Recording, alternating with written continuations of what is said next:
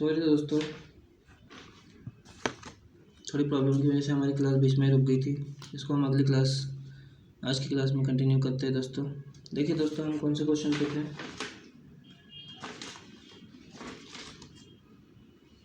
हाँ दोस्तों, हमारा क्वेश्चन कौन सा कंटिन्यू था। देखिए दोस्तों, संवेग संरक्षण का नियम हमने यहाँ तक कर लिए थे। द्रव्यमान गुणित वेग, संवेग संरक्षण का नियम के अनुसार क्या होता है, द्रव्यमान गुणित वेग। दोस्तों देखिए दोस्तों, ये दोस्तों हमारा टकराने से पहले का संवेग है दोस्तों, और दोस्तों ये हमारा टकराने के बाद का संवेग एम बी के स्मॉल एम बी और V one plus capital M B और वी टू। देखिए दोस्तों, टकराने से पहले तो जीरो रहेगा, ठीक है, संवेग, और टकराने के बाद क्या हो जाएगा, ये हो जाएगा दोस्तों। देखिए दोस्तों, स्मॉल बी वी बी बराबर दोस्तों, यहाँ से एम बी कॉमन ले लेंगे दोस्तों। देखिए दोस्तों, ध्यान दीजिएगा,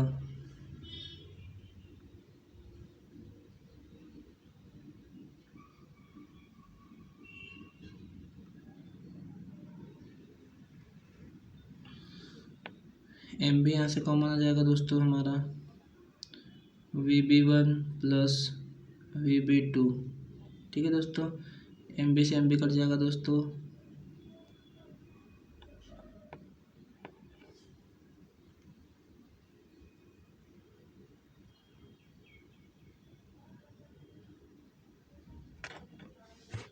एम बी से एम बी कट जाएगा दोस्तों, और हमारे पास क्या बचेगा,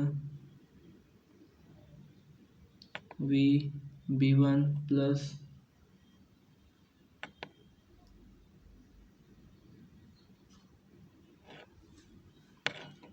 to V B two, two V B two. ठीक है दोस्तों,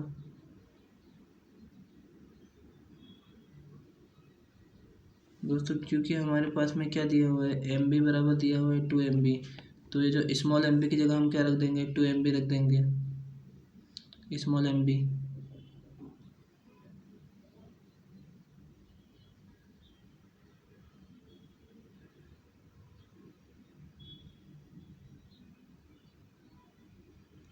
ठीक है दोस्तों, तो यहाँ पे हम क्या रख देंगे, टू एम बी रख देंगे। क्या रख देंगे दोस्तों, टू एम बी। इसकी जगह में हम एम बी की जगह में टू एम बी रख देंगे, तो हमारा क्या हो जाएगा, two V, two V is equal to V B two. ये दिए गए हैं दोस्तों। आगे करते हैं दोस्तों इसी क्वेश्चन को कंटिन्यू। देखिए दोस्तों, हमारा जो ई है, ई बराबर होता है, ई मतलब होता है दोस्तों प्रत्यास्थ संगठन, प्रत्यास्थ संगठन। क्या होता है दोस्तों, V B two minus V B one upon V B minus zero, ये होता है दोस्तों।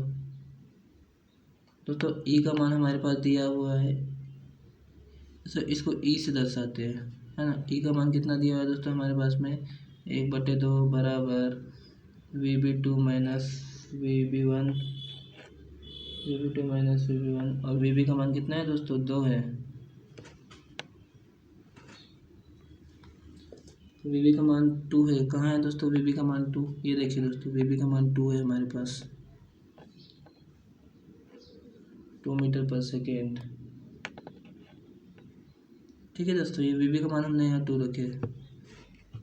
देखिए दोस्तों, ये जो वी बी आया था इसका मान हमारे पास कितना है, 2 है, शुरू में ही हमें मिला हुआ था 2। तो ये 2 से 2 कट गया, 1 इक्वल टू हो जाएगा V B two minus V B one. देखिए दोस्तों, फिजिक्स का क्वेश्चन है, थोड़ा बड़ा जा रहा है, इसको ध्यान से देखिए। इस टाइप के क्वेश्चन में टाइम ज़्यादा बर्बाद होता है।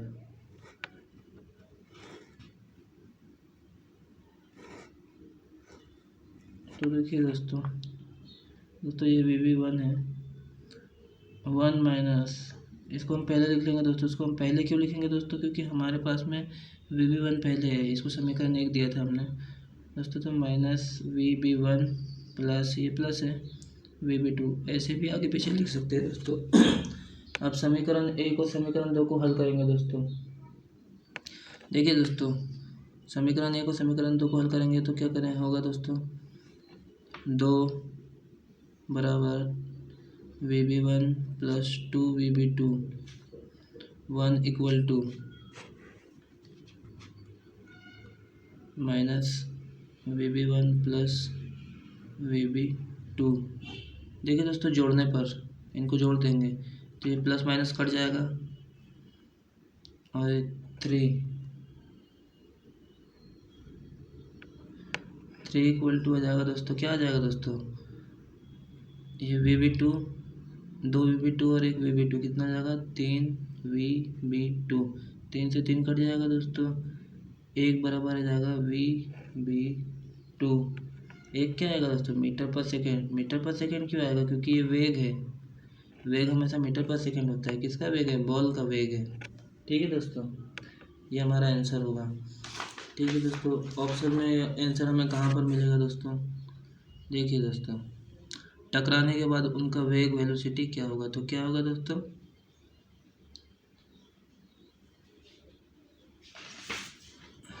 1 और 0। देखिए दोस्तों, ये हमारी वैल्यू किसकी आई थी, VB2 की आई थी। और VB1 की वैल्यू क्या आएगी दोस्तों, ये जो VB2 का मान है इसको हम इसमें या इसमें दोनों में से किसी में भी रख देंगे दोस्तों। इसमें रख देते हैं तो 1 माइनस VB1 प्लस 1। ठीक है दोस्तों, तो ये 1 माइनस 1 बराबर माइनस VB1, 0 बराबर माइनस VB1। ठीक है दोस्तों, ये माइनस को इधर भेज देंगे तो ये भी 0 हो जाएगा। तो 1 और 0, 1 और 0 जो ऑप्शन में आ रहा है वो हमारा आंसर होगा दोस्तों। तो डी हमारा करेक्ट आंसर है, डी। ठीक है दोस्तों, अगला क्वेश्चन देखते हैं दोस्तों। निम्नलिखित में से कौन सी नदी सप्त सिंधु क्षेत्र में फैल जाती है और बाद में सूख जाती है। कौन सी नदी है दोस्तों, सरस्वती नदी है दोस्तों।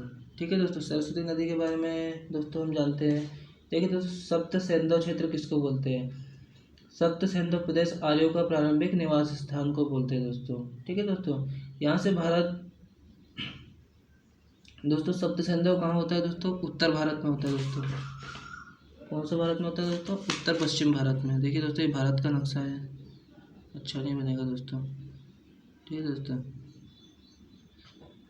देखिए दोस्तों, उत्तर दक्षिण पूर्व पश्चिम, तो उत्तर पश्चिम मतलब ये उत्तर और ये पश्चिम, ये वाले भाग को क्या बोलेंगे हम, उत्तर पश्चिम। तो ये वाला जो इलाका है उत्तर पश्चिम, अफगानिस्तान पाकिस्तान वाला, तो दोस्तों ये आर्यों का निवास स्थान है। इसको सप्त सिंधु प्रदेश बोलते हैं। यहाँ पे आके सरस्वती नदी प्रवाहित होती है। ठीक है दोस्तों, इस क्षेत्र में 7 नदियाँ प्रवाहित होती है दोस्तों। 7, कितनी नदियाँ, 7 नदियाँ दोस्तों। वो नदियाँ दोस्तों, गंगा, यमुना, सरस्वती, गंगा, यमुना, सरस्वती, सतलज, सिंधु, रावी, दृष्टि आदि है दोस्तों। ठीक है दोस्तों, इसका हमारा आंसर क्या हो जाएगा दोस्तों, सरस्वती हो जाएगा। तो ये जितनी भी इसमें बातें बताई इसको ध्यान रखिए दोस्तों। अगला क्वेश्चन इस पर भी मतलब क्वेश्चन बन सकता है। आर्यों का निवास स्थान आपसे पूछा जा सकता है, आपको बताना होगा। उत्तर पश्चिमी भारत मतलब अफगानिस्तान का जो एरिया है,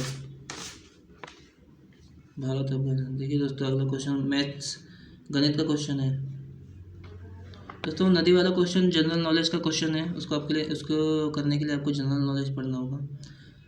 सूरज की, ये मैथ्स का क्वेश्चन है दोस्तों। सूरज की धनराशि रवि की धनराशि की 4 गुनी है, रवि की धनराशि आदित्य की धनराशि की 16 गुनी है। तो आदित्य और सूरज की धनराशियों का अनुपात। देखिए दोस्तों, मैं इसको कितने आसान तरीके से बताता हूँ। कितने लोग हैं, सूरज है, रवि है और कौन है दोस्तों, आदित्य है। ठीक है दोस्तों, दोस्तों सबसे आखिरी वाले पे जाइए। सबसे आखिरी वाला कौन है? आदित्य है। आखिरी में क्या पूछा दोस्तों? आदित्य और सूरज की धनराशियों का अनुपात। तो इतना लाइन छोड़ दीजिए, इसे हम बाद में देखेंगे दोस्तों। पहले हम क्या देखेंगे? रवि की धनराशि आदित्य की धनराशि की 16 गुनी है। तो हम आदित्य की धनराशि को x मान लेंगे। अब आगे पढ़िए। रवि की धनराशि आदित्य की धनराशि की 16 गुनी है। तो ये रवि है, रवि की धनराशि आदित्य की धनराशि की 16 गुनी है, मतलब आदित्य की x है तो इसकी कितनी हो जाएगी? 16 गुनी हो जाएगी, 16x हो जाएगी दोस्तों। ठीक है, आगे पढ़िए दोस्तों। यहाँ तक पढ़ लिए थे, अब इधर ऊपर पढ़िए। सूरज की धनराशि रवि की धनराशि की 4 गुनी है। सूरज की धनराशि रवि की धनराशि की 4 गुनी है। रवि की कितनी है? 16 है दोस्तों। तो सूरज की धनराशि कितनी हो जाएगी दोस्तों? 16 चौक 64x। ठीक है दोस्तों। हमसे फिर आखिरी में क्या पूछा है? आदित्य और सूरज की धनराशियों का अनुपात क्या है? देखिए दोस्तों, आदित्य लिख लीजिए पहले, फिर अनुपात सूरज, ऐसे ही बनेगा ना दोस्तों आंसर। देखिए दोस्तों, आदित्य का कितना है? x अनुपात सूरज का कितना है? 64x। x से x कट जाता है दोस्तों, अनुपात मतलब एक प्रकार का भाग होता है। तो 1/64 ये दोस्तों हमारा आंसर होगा। 1/64 ये हमारा आंसर होगा दोस्तों। देखिए दोस्तों, दिए गए प्रश्नों को पढ़े और निर्णय लें कि निम्नलिखित में से कौन सा कथन प्रश्न का उत्तर देने के लिए सही है। ठीक है दोस्तों, क्या है? P, N, K और J में से किसे उच्चतम भुगतान प्राप्त होता है? देखिए दोस्तों, कथन क्या दिए हुए हैं। पहला कथन है दोस्तों, ये पहला कथन है हमारे पास P। ये जो P है दोस्तों, K और J से अधिक कमाता है। K और J से अधिक कमाता है दोस्तों। ठीक है दोस्तों। दोस्तों P का K और J के साथ रिलेशन दिया है, N के साथ कोई रिलेशन नहीं दिया, तो दोस्तों इसके आधार पे उत्तर नहीं दे सकते। और फिर आगे दूसरे में क्या बोल रहा है? N K से ज़्यादा कमाता है दोस्तों। N जो है K से ज़्यादा कमाता है दोस्तों। ठीक है दोस्तों, N का रिलेशन इसके साथ भी नहीं दिया है, इसके साथ भी नहीं दिया, तो इस आधार पे हम नहीं बोल सकते दोस्तों। अब दोस्तों ये 4 ऑप्शन है, इसमें से किसी एक पे हमें टिक करके आंसर बताना है। विवरण 1 और 2 दोनों पर्याप्त है, तो दोस्तों दोनों से हम नहीं बता सकते हैं।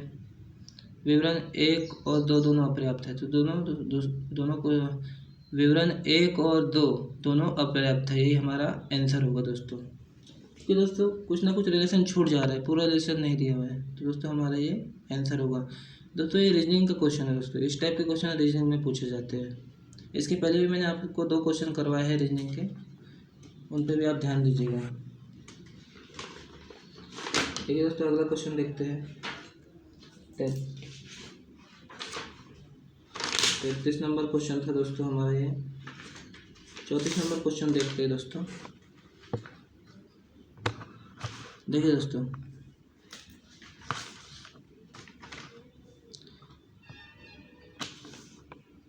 बीस किलोग्राम द्रव्यमान की वस्तु 5 मीटर प्रति सेकेंड की गति के साथ चलती है, उसकी गतिज ऊर्जा। देखिए दोस्तों, गतिज ऊर्जा तो बहुत आसान है, बहुत आसान क्वेश्चन है। ये फिजिक्स का क्वेश्चन है दोस्तों, फिजिक्स का क्वेश्चन है ये। देखिए दोस्तों, गतिज ऊर्जा का फॉर्मूला क्या होता है? 1/2 mv²। m क्या होता है? द्रव्यमान। v क्या होता है? वेग। तो हमको द्रव्यमान भी दिया है, वेग भी दिया है। द्रव्यमान कितना दिया है दोस्तों? 20 किलोग्राम द्रव्यमान। तो m बराबर, द्रव्यमान को मैं m लिख रहा हूँ दोस्तों, समझ जाइएगा, 20 kg। और वेग को मैं लिख रहा हूँ, v से लिख रहा हूँ दोस्तों, v 5 मीटर पर सेकेंड। ठीक है दोस्तों ये हमें पूछा क्या है? गतिज ऊर्जा पूछा है, इसमें हम मान रख देंगे 1/2। m मतलब 20, v मतलब 5, v की जगह 5 लिखे दोस्तों, और स्क्वायर लगाना ना भूलिए दोस्तों, क्योंकि स्क्वायर लिखा हुआ है। ठीक है, 2 से कट जाएगा 10 बार, 2 दाएम 20, 10 गुणित 5 का स्क्वायर कितना होता है दोस्तों? 5 स्क्वायर मतलब 5 गुणित 5, 5 25, 25 लिख दिए दोस्तों, और एक जीरो लगा दिए, कितना हो गया? 250। 250। अब दोस्तों आंसर देना भी इतना आसान नहीं है। 250 तो हमारे पास आ गया। 250 क्या दोस्तों? Pascal, Newton, kilogram, joule. क्या आंसर होगा दोस्तों? देखिए दोस्तों, जो ऊर्जा है, ऊर्जा की इकाई क्या होती है दोस्तों? जूल होती है, जूल। तो क्या हो जाएगा हमारा आंसर? जूल। देखिए दोस्तों, आंसर लाने के बाद भी आपका गलत हो जाएगा अगर आपने इकाई सही नहीं लगाई तो। किलोग्राम द्रव्यमान का होता है, न्यूटन बल का होता है मात्रक, और पास्कल किसका होता है? दाब का होता है। तो हमारा क्या आ जाएगा दोस्तों? 250 जूल। बहुत इंपॉर्टेंट क्वेश्चन है दोस्तों, इनकी प्रैक्टिस अधिक से अधिक कीजिए। देखिए दोस्तों, ये मैथ्स का क्वेश्चन है हमारे पास में, 35 नंबर क्वेश्चन है दोस्तों। देखिए दोस्तों, ये इक्वेशन दी हुई है 3x² प्लस ax माइनस 12। क्या लिखा है दोस्तों? यदि 3x² प्लस ax माइनस 12 पूर्ण रूप से ax माइनस 8 द्वारा विभाज्य हो तो a का मान बताना दोस्तों। किसका मान बताना है? a का मान। देखिए दोस्तों, जब भी ऐसा क्वेश्चन दिया हो, है ना, कि इक्वेशन, ये इक्वेशन इसके द्वारा पूर्ण विभाज्य हो, तो क्या करेंगे दोस्तों? x माइनस 8 बराबर 0 लेंगे पहले। तो x का मान कितना हो जाएगा दोस्तों? 8 का उधर पक्षांतर हो जाएगा, माइनस 8 है तो प्लस 8 हो जाएगा। ठीक है दोस्तों, जो x का मान है ये समीकरण में रख देंगे जहाँ भी x लिखा है। देखिए दोस्तों, x का स्क्वायर मतलब 8 का स्क्वायर कितना हो जाएगा? 64 प्लस a की जगह a ही आ जाएगा दोस्तों, क्योंकि हमको a का मान तो निकालना है दोस्तों। ये देखिए, और x की जगह 8 आ जाएगा माइनस 12। ठीक है दोस्तों, जब इसको बराबर करके 0 लिया है तो इसको भी बराबर करके 0 लेना पड़ेगा। ठीक है दोस्तों, तो कितना हो जाएगा दोस्तों? देखिए दोस्तों, ये संख्या को एक तरफ और चर अचर को एक तरफ, तो a गुणित 8 को हम एक तरफ रखेंगे और इसको उधर ट्रांसफ़र कर देंगे दोस्तों, उधर। तो ये माइनस 12 है, क्या हो जाएगा? प्लस 12 हो जाएगा दोस्तों। माइनस 12 क्या हो जाएगा दोस्तों? प्लस 12 हो जाएगा उधर जाके। और 64 गुणित 3, ये 64 गुणित 3 का क्या होगा? 3 चौके 12 का 2 हासिल का 1, 3 छंग 18 और 1 19, 192। 192 दोस्तों, ये प्लस में था, उधर जाके माइनस में जाएगा। सॉरी दोस्तों, यहाँ समान ही रहा है। इसको 8a लिखिए बराबर माइनस 192 प्लस 12। देखिए दोस्तों, घटाएंगे, 12 यहाँ लिखिए, 2 में से 2 गए 0, 9 में से 1 गए 8, 180। ठीक है दोस्तों,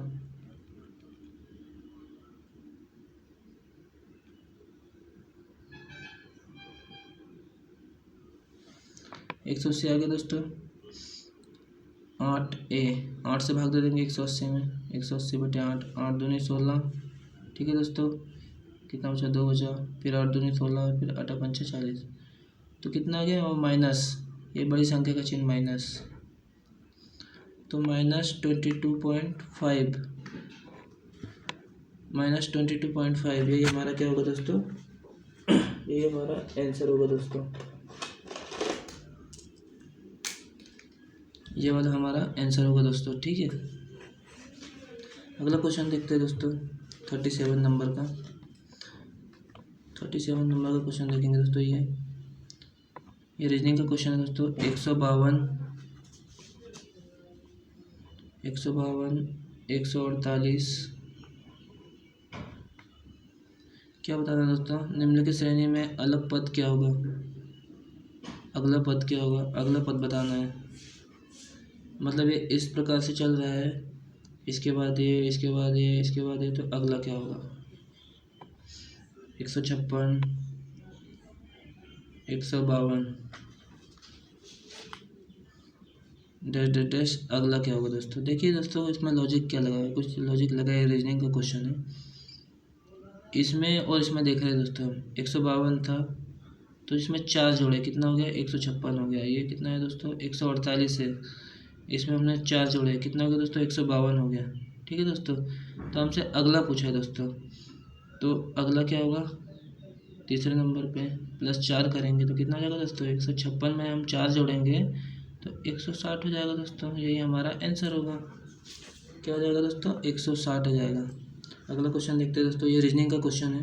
देखिए दोस्तों, इसको क्या बोलते हैं दोस्तों, दर्पण प्रतिबिंब बोलते हैं या दर्पण छवि बोलते हैं। देखिए दोस्तों, तो दोस्तों ये कोई वस्तु रखी है, इसके सामने दर्पण रखा है, तो पूछा है कि इसकी दर्पण छवि क्या होगी दोस्तों। देखिए दोस्तों, जब भी इधर रखा है दोस्तों, है ना, तो ये वस्तु पलट के ऐसी हो जाएगी दोस्तों। कैसी हो जाएगी, ऐसी हो जाएगी दोस्तों, मतलब इस तरफ होके ऐसी हो जाएगी दोस्तों। तो ये तीर का निशान है, इस तरफ हो जाएगा दोस्तों। देखिए दोस्तों, मैं आपको पेपर में बताता हूँ।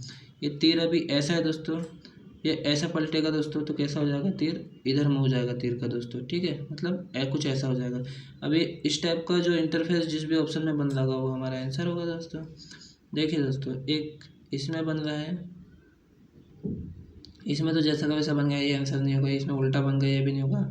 और दोस्तों ये भी नहीं होगा दोस्तों। ये कि ये पलटने के बाद इसको जब हम ऐसे पलटाएंगे तो ऐसे ही बनेगा ना दोस्तों।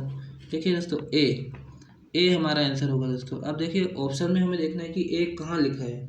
ऑप्शन में जहाँ ए लिखा होगा वो हमारा आंसर होगा। देखिए पहला, दूसरा, तीसरा, चारों में से कोई एक आंसर देना है, तो दूसरे नंबर पे ए लिखा है, तो ये हमारा आंसर होगा दोस्तों।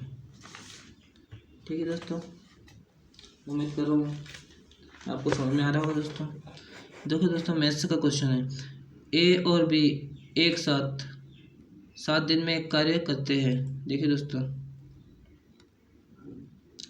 7 दिन में एक कार्य करते हैं दोस्तों, है ना। तो ए और बी का एक दिन का कार्य कैसे निकालेंगे, 1/A प्लस 1/B। इसका मतलब क्या होता है दोस्तों, ध्यान से देखिए। ए का एक दिन का कार्य 1/A है, बी का एक दिन का कार्य 1/B, ऐसे पढ़ते हैं दोस्तों। तो क्या लिखा है दोस्तों, ए और बी एक साथ 7 दिन में एक कार्य करते हैं।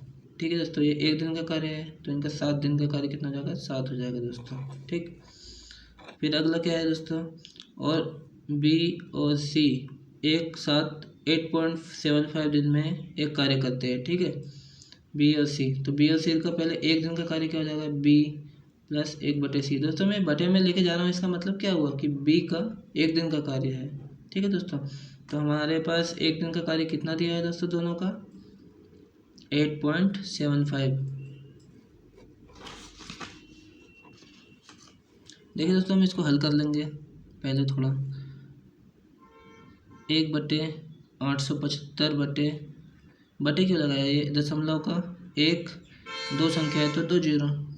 देखिए दोस्तों, पहला, दूसरा, तीसरा, देखिए दोस्तों, भाग जब भी ऐसे तीसरे नंबर पर कोई संख्या रहती है वो पहले नंबर पे चली जाती है, तो मतलब 100/875। 25 से काट देंगे दोस्तों, 25 चौक 100, 25 दिया 75, 12 बचे, 25 पंचे 125, 4/35। देखिए दोस्तों, बी और सी का एक दिन का कार्य कितना आ गया, 4/35 आ गया दोस्तों। ठीक है, इसको समीकरण 1 देंगे दोस्तों, ये हमारा समीकरण 2 हो गया।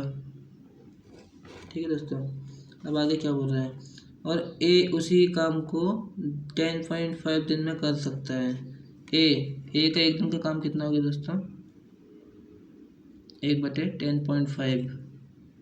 देखिए दोस्तों, एक कार्य के रूप में ही लेना है दोस्तों, इसलिए 1/A लिया है मैंने।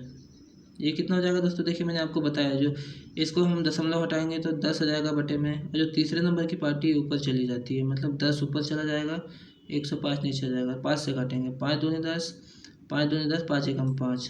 कितना माना गया दोस्तों, 1/A का मान कितना आ गया, 2/21 आ गया।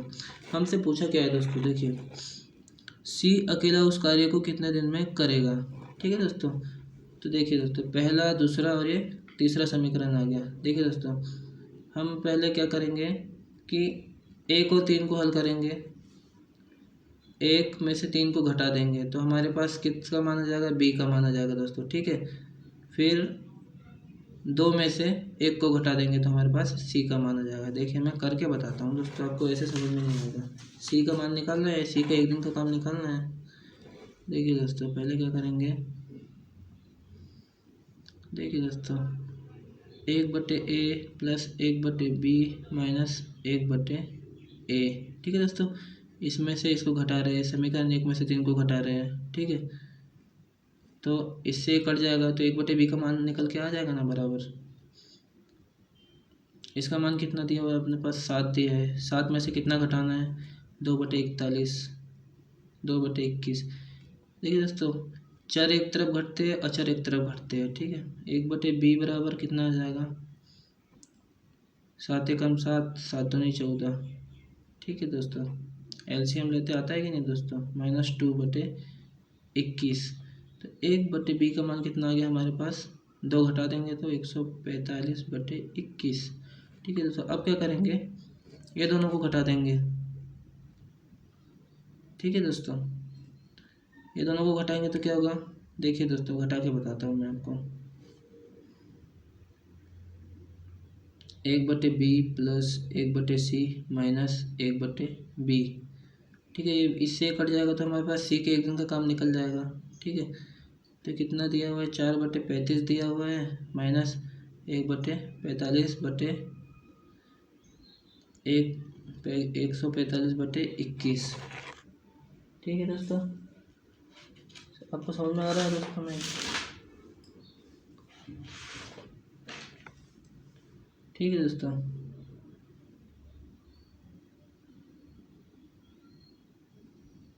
चार बटे 35 और 145/21।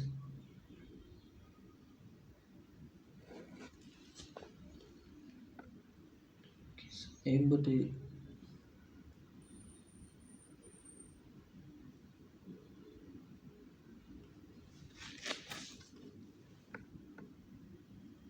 एक मिनट रुकिए दोस्तों।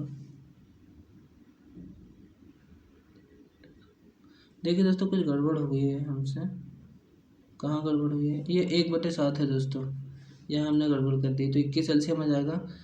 देखिए दोस्तों, 21 एलसीएम आ जाएगा तो क्या करेंगे, 7 या 21 3 बार, तो ये 3 आ जाएगा और 21 एकम 21 मतलब 1 × 2 2, तो 2 में से 1 गए, कितने बचे, 1 बचे दोस्तों। तो 1/21 कितना आ गया, 1/21 आ गया दोस्तों। ठीक है, अब देखिए दोस्तों, 4/35 माइनस 1/21, इसको हल करने पे 1/c का मान कितना आ जाएगा दोस्तों, 1/c का मान हमारे पास आ जाएगा दोस्तों, कितना आ जाएगा, देखिए दोस्तों क्या लिखा हुआ है, 4/35 माइनस 1/21। इनका एलसीएम लेंगे, 35 और 21 का एलसीएम कितना आता है दोस्तों, 35 और 21 का एलसीएम 105। ठीक है दोस्तों, तो 35 दिया 105, 3 का गुना 4 में करेंगे, 3 चौके 12, 21 पंचे 105, कितना आएगा दोस्तों, 5 आया।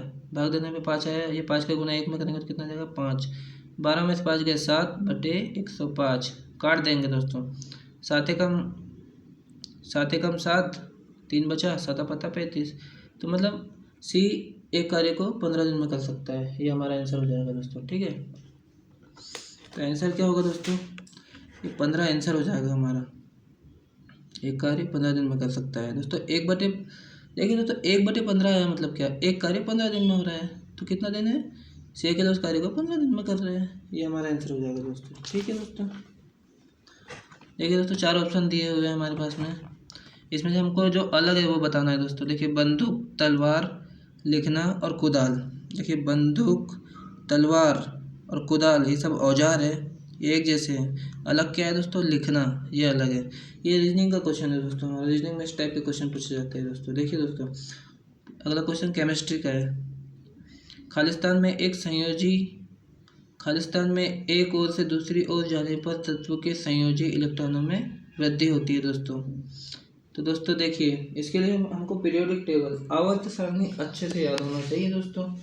आवर्त सारणी याद है तभी हम ऐसे क्वेश्चनों का आंसर दे सकते हैं दोस्तों। देखिए, संयोजी इलेक्ट्रॉन, देखिए दोस्तों संयोजी इलेक्ट्रॉन किसको बोलते हैं, ये हमारा परमाणु है, इसकी कक्षाएं होती है। देखिए दोस्तों, जो सबसे बाहरी कक्षा में जो इलेक्ट्रॉन घूमता है, सबसे बाहरी कक्षा में जो इलेक्ट्रॉन घूमता है उसको हम संयोजी इलेक्ट्रॉन बोलते हैं दोस्तों। ठीक है, ये परमाणु है दोस्तों। इसके आकार के बारे में हम पढ़ेंगे, आकार है ना दोस्तों, कि मतलब आवर्त सारणी में ऊपर से नीचे जाने पर बढ़ता है, या मतलब आवर्त में ऊपर से नीचे जाने पर, या ग्रुप में ऊपर से नीचे जाने पर बढ़ता है दोस्तों। देखिए, आवर्त सारणी में आपको समझा के बताता हूँ। ये हमारी पीरियोडिक टेबल है दोस्तों। क्या बोला है, एक ओर से दूसरी ओर जाने पर तत्व के संयोजी इलेक्ट्रॉनों में वृद्धि होती है। देखिए दोस्तों, इलेक्ट्रॉनों में वृद्धि किधर होगी, वर्ग में जाएंगे तो होगी, पंक्ति में जाएंगे तो होगी, या स्तंभ में जाएंगे तो होगी, या समूह में जाएंगे तो होंगी। इलेक्ट्रॉनों में वृद्धि कब होगी दोस्तों,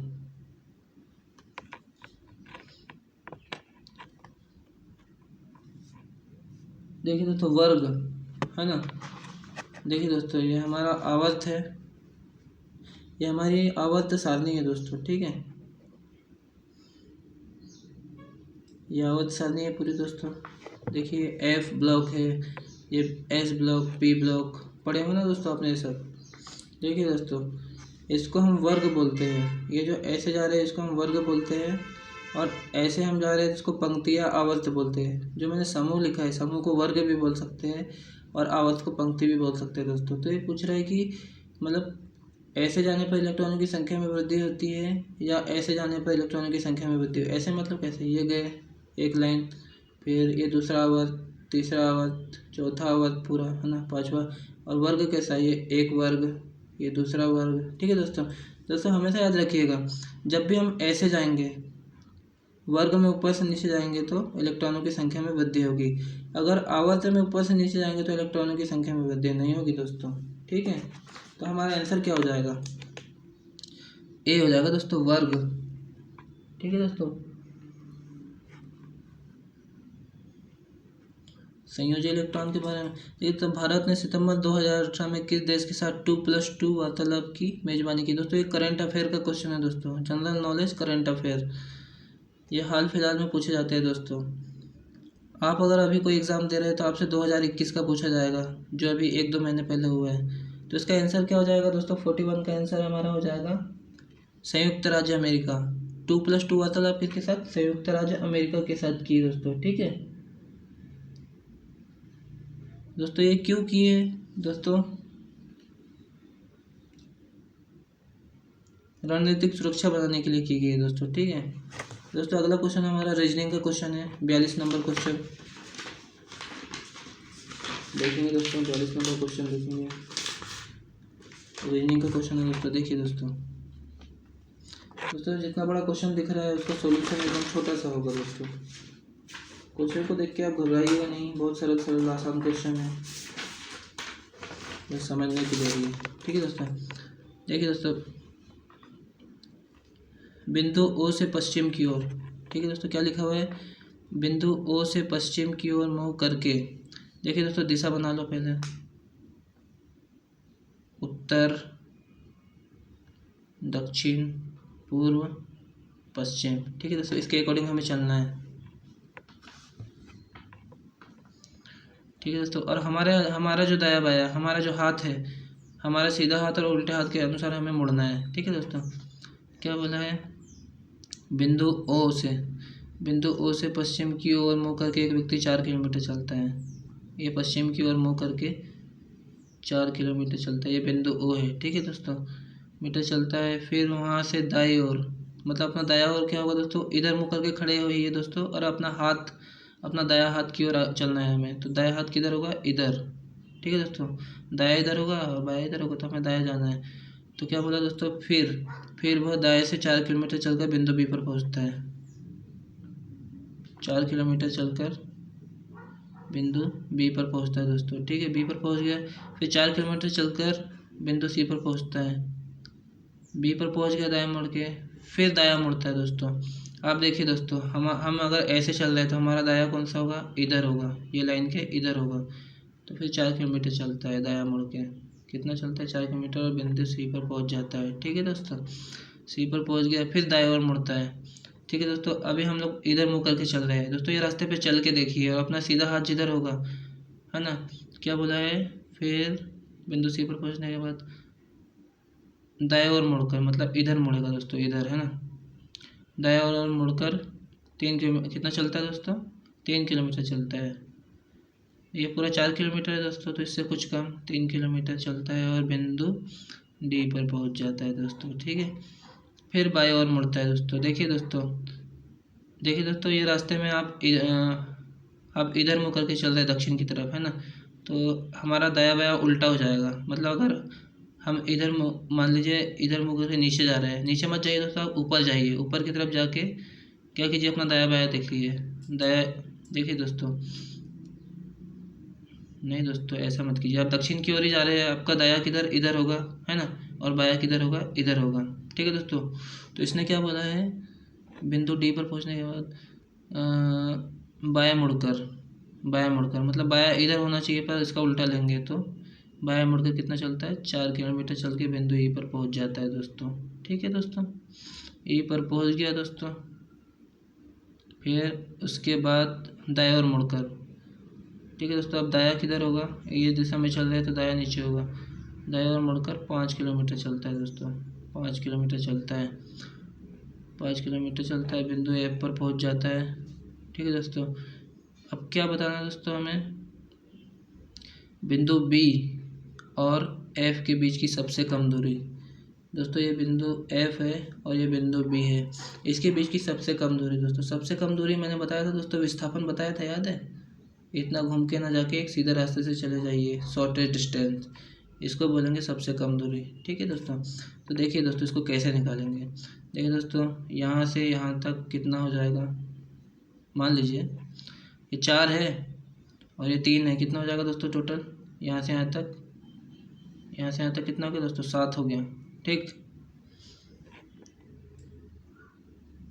7 हो गया दोस्तों। मतलब बी का मान कितना आ गया हमारे पास, 7, ये बी और ये ई, यहाँ से यहाँ तक 7। ठीक है दोस्तों। फिर यहाँ से यहाँ तक कितना हो जाएगा दोस्तों, यहाँ से यहाँ तक 3 है ना, यहाँ से यहाँ तक 3 है दोस्तों।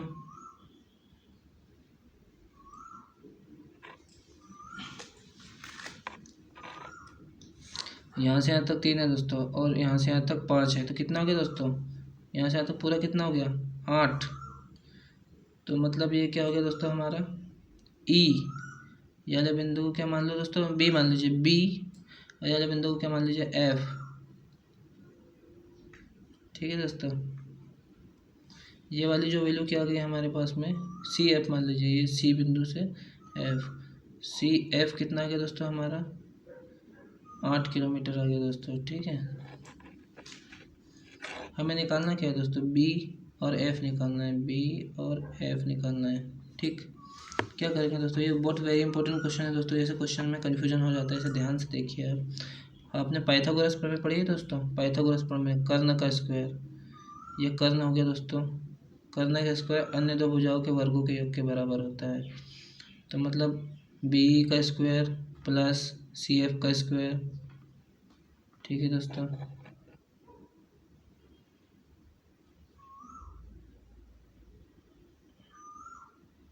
कुछ गड़बड़ की है कि दोस्तों हमने, बी एल 4+4, देखिए दोस्तों ये 4 यहाँ से यहाँ तक 4 है। ओके दोस्तों, यहाँ से यहाँ तक 4 है हमारे पास में। और दोस्तों ये देखिए दोस्तों, ये 3 है, ये भी हमारे पास 4 है ना दोस्तों, तो ये 8 किलोमीटर होगा, ये भी 8, सॉरी दोस्तों, 4 और 4 8। देखिए दोस्तों, 8 8 64 प्लस 8 8 64 कितना हो गया, 128 बी एफ का स्क्वायर बराबर। तो देखिए दोस्तों क्या हो जाएगा, बी एफ का स्क्वायर। देखिए दोस्तों इसको हम ऐसे लिख सकते हैं,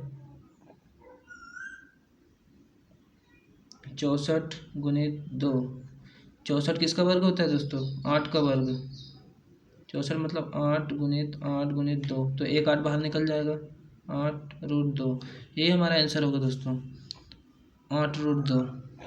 ठीक है दोस्तों। देखिए दोस्तों 42 क्वेश्चन हो गए हमारे, आगे देखते हैं दोस्तों। 43 नंबर क्वेश्चन देखेंगे दोस्तों, क्या होगा आंसर, देखिएगा दोस्तों। देखिए दोस्तों इसमें एक संबंध बताया हुआ है, जैसे ओडोमीटर गति को नापता है। ठीक है दोस्तों, इस प्रकार के क्वेश्चन में डायरेक्ट यहाँ देखिए दोस्तों, ये पढ़ने की जरूरत नहीं है। ओडोमीटर क्या होता है, गति मापता है। ओडोमीटर को किसकी गति मापता है दोस्तों, हमारी जो मोटरसाइकिल होती है, जो बाइक होती है, बाइक की गति कैसे मापी जाती है, ओडोमीटर से स्पीड, और अमीटर से आमीटर से बताना है दोस्तों। तो क्या नापते हैं आमीटर से? विद्युत धारा, इलेक्ट्रिसिटी। ठीक है दोस्तों, तो ये हमारा बी आंसर हो जाएगा। देखिए दोस्तों, एक लाइन के क्वेश्चन अगर आपको पता है तो एक ही बार में आंसर हो जाएगा। खालिस्तान के बीच की अवधि दिल्ली सल्तनत की अवधि के रूप में जानी जाती है। दिल्ली सल्तनत तो ये मुगल साम्राज्य का क्वेश्चन आ गया है। तो क्या आ जाएगा आंसर? 1206 से 1526। देखिए दोस्तों, इसको मैं आपको समझाता हूँ, है ना, कि कैसे कैसे कौन कौन सी अवधि है। 1206 से 1526 ईस्वी। ठीक है दोस्तों, ये दिल्ली सल्तनत की अवधि के रूप में जानी जाती है। ठीक है दोस्तों, सबसे पहला गुलाम वंश, गुलाम वंश, खिलजी वंश, तुगलक वंश, तुगलक वंश, सैयद वंश और लोधी वंश। ठीक है दोस्तों, लोधी वंश। देखिए दोस्तों, दिल्ली सल्तनत पे इतने वंशों ने शासन किया, पहले गुलाम, खिलजी, तुगलक, सैयद। ठीक है दोस्तों, इनकी मतलब कब से कब तक इनने शासन किया? 1206 से लेके 1290 ईस्वी तक गुलाम वंश का शासक था दोस्तों। 1290 से लेकर 1320 तक खिलजी वंश का शासन रहा दोस्तों दिल्ली सल्तनत पर। दिल्ली मतलब हमारे भारत का ताज, उस पर मुगलों ने शासन किया था दोस्तों। 1320 से 1414 ईस्वी तक तुगलक वंश, 14 से 14 ईस्वी से 1451 ईस्वी तक सैयद वंश। दोस्तों इसको रट डालिए, ये क्वेश्चन कहीं ना कहीं मिलेंगे दोस्तों आपसे। 1451 से 1520 1526। ठीक है दोस्तों, ये जो वंश है इन्होंने दिल्ली सल्तनत पर शासन किया दोस्तों। ठीक है, इसके बाद 1526 से फिर बाबर आ गया था दोस्तों। बाबर पता है ना दोस्तों कौन है? बाबर का बेटा हुमायूं, हुमायूं का अकबर, अकबर का शाहजहां, शाहजहां का जहांगीर। ठीक है दोस्तों, उसका शासन 1526 के बाद चालू हुआ था। तो दोस्तों हमें ये क्वेश्चन के अकॉर्डिंग याद रखना है कि किसके बीच की अवधि दिल्ली सल्तनत की अवधि के रूप में जानी जाती है। तो 1206 से लेके 1526। ठीक है दोस्तों, इसको रट डालिए आप दोस्तों, इसके नोट बनाइए प्रॉपर और इसको याद कीजिए, ताकि आगे कभी क्वेश्चन मिले तो हमसे गलती ना हो। देखिए दोस्तों, अगला क्वेश्चन देखते हैं। देखिए दोस्तों, कथन दिए, रीजनिंग का क्वेश्चन देखते हैं। रीजनिंग का क्वेश्चन दोस्तों, रीजनिंग का, इसको कैसे करेंगे दोस्तों देखते हैं। देखिए दोस्तों, पहले कथन दिए, कथन से हम क्वेश्चन बनाएंगे दोस्तों, है ना, चित्र डायग्राम बनाएंगे। सभी टाइनिक्स विषाक्त पदार्थ है। देखिए दोस्तों, मैं पहले समझा देता हूँ कि इसमें करना क्या है। देखिए दोस्तों, कथन को समझना है, इसका चित्र बनाना है, उसके बाद उसमें मिलाना है निष्कर्ष की वो फॉलो कर रहे हैं कि नहीं। ये 2 ऑप्शन दिए हैं, फिर इसके अकॉर्डिंग हमें ये 4 ऑप्शन में से किसी एक पे टिक लगाना है। ठीक है दोस्तों, तो देखिए पहले कथन को मैं बनाता हूँ। सभी टानिक्स को मैं टी लिख रहा हूँ, क्या है, विषाक्त पदार्थ है, वी लिख रहा हूँ।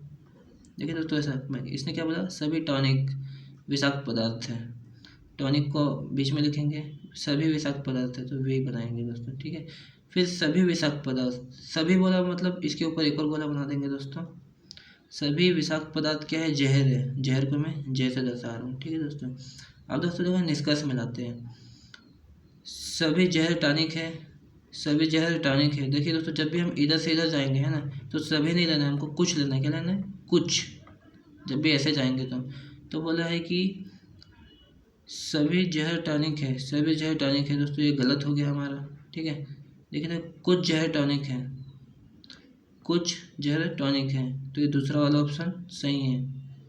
पहला वाला गलत हो गया, दूसरा सही है। देखिए दोस्तों, ऐसे जाएंगे तो कुछ लेना है, और जब भी अंदर से बाहर की तरफ जाएंगे तो सभी लेना है। ठीक है, ठीक है। देखिए दोस्तों, पहला तो निष्कर्ष गलत हो गया, सभी जहर टॉनिक है, और दूसरा सही हो गया, कुछ जहर टॉनिक है। तो देखिए दोस्तों, क्या आ जाएगा आंसर में हमारा, केवल 2 का पालन होता है, ये हमारा आंसर हो जाएगा। ठीक है दोस्तों, देखिए कितना सरल क्वेश्चन है। काकरापारा परमाणु ऊर्जा स्टेशन। दोस्तों ये जनरल नॉलेज का क्वेश्चन है, स्टैटिक जीके का क्वेश्चन है, आपको जनरल नॉलेज पढ़ना पड़ेगा दोस्तों इसके लिए। काकरापारा परमाणु ऊर्जा स्टेशन किस राज्य में स्थित है? तो किस राज्य में स्थित है दोस्तों? गुजरात में स्थित है दोस्तों।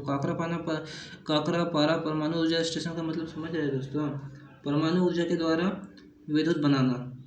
ठीक है दोस्तों, परमाणु ऊर्जा के द्वारा विद्युत बनाना। दोस्तों ये 220 मेगावाट, कितना मेगावाट का है दोस्तों?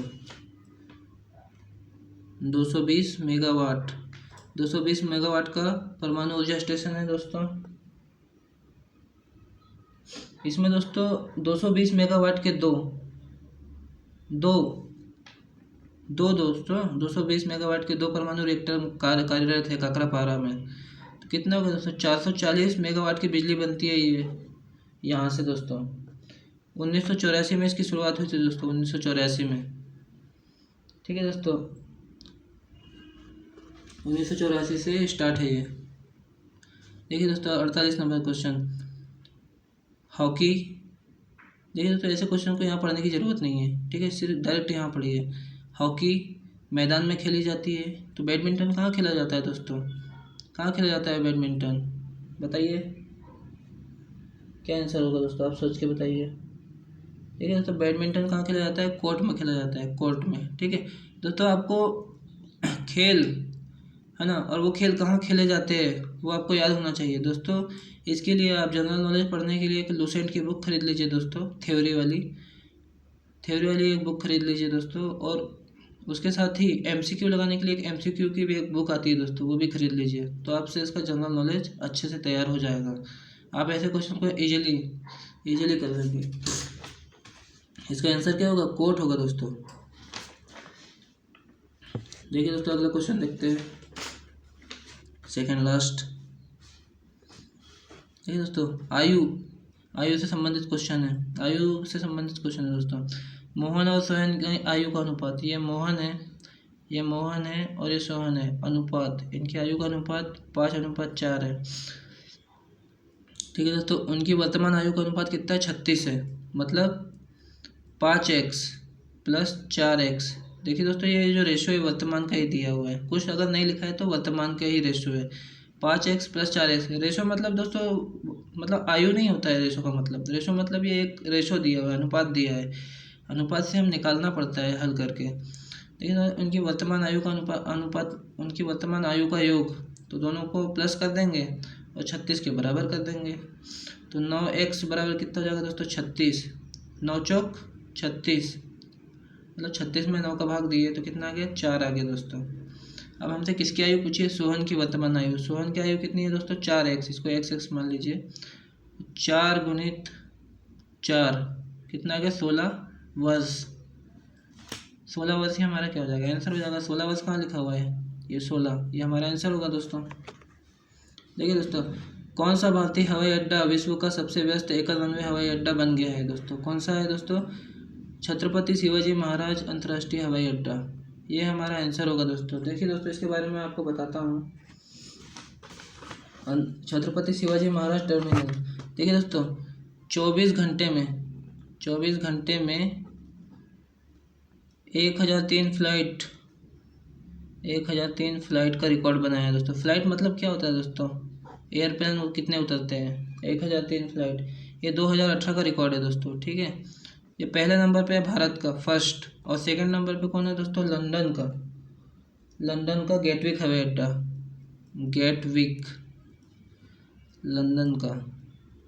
लंदन का गेटविक हवाई अड्डा। ठीक है दोस्तों, ये क्या करता है दोस्तों? 24 घंटे में 800 फ्लाइट। देखिए दोस्तों भारत कितना आगे है। तो कौन इसका आंसर क्या है दोस्तों हमारा? कौन सा हवाई अड्डा विश्व का सबसे व्यस्त एकल रनवे हवाई अड्डा बन गया है? तो कौन सा है? छत्रपति शिवाजी महाराज टर्मिनस, छत्रपति शिवाजी महाराज अंतर्राष्ट्रीय हवाई अड्डा। ये कहाँ स्थित है दोस्तों? पता ही नहीं। हमारे भारत में मुंबई में स्थित है, महाराष्ट्र में। ठीक है दोस्तों, दोस्तों यदि आपको हमारा वीडियो पसंद आया तो वीडियो को लाइक, शेयर एंड सब्सक्राइब कीजिए दोस्तों। और दोस्तों प्रॉपर नोट्स बनाइए और इन क्वेश्चनों को बार बार करके देखिए दोस्तों। आपको दोस्तों ये क्वेश्चन इस तरह से बनने लग जाएंगे कि आप इजीली हर क्वेश्चन को सॉल्व कर लेंगे दोस्तों। प्रैक्टिस करते रहिए दोस्तों। जय हिंद दोस्तों।